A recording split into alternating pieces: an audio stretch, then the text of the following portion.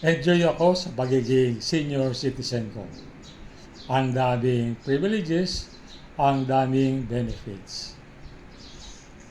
Kaya lang, minsan pag nakapila ako sa senior citizen line, madalas sinisita ako ng gwardiya. Ito ang dialogue namin. Sir, pang senior citizen lang po yan. Sabi ko naman sa kanya, senior citizen na ako. Sagot naman niya, hindi po halata. Hanggang sa makikita ko yung ID ko and then maniniwala na siya. Tapos, ang susunod niyang tanong, Sir, ano po ang sikreto nyo? Ang sikreto ko, malalaman nyo sa susunod kong video. Sabi ko, pag-uusapan natin kung anong sikreto, bakit hindi halata na senior citizen na ako. Simple lang ito. Nakapaloob ito dun sa acronym ng pangalan ko. F-R-E-D. Yung F, ibig sabihin, faithful. Yung faithful, ibig sabihin, regular, dapat consistent tayo. Yung R, lahat ng mga bagay ay nagsisimula sa rest o pahinga. Dahil pag tayo ay well rested, meron tayong sufficient energy para gawin ang mga bagay na gusto nating gawin. Yung E ay exercise.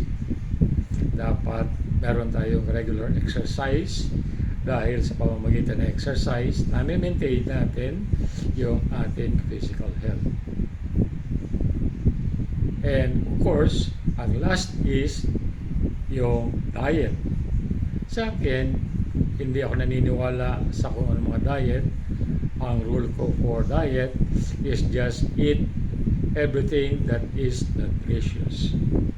Pag-uusapan natin in detail yung mga bagay na binanggit ko in my next video. Tatlo ang components ng physical fitness. Una, muscular strength.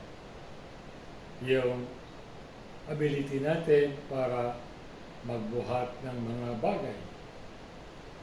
Pangalawa, cardiovascular endurance o tawag natin ay resistensya sa Tagalog.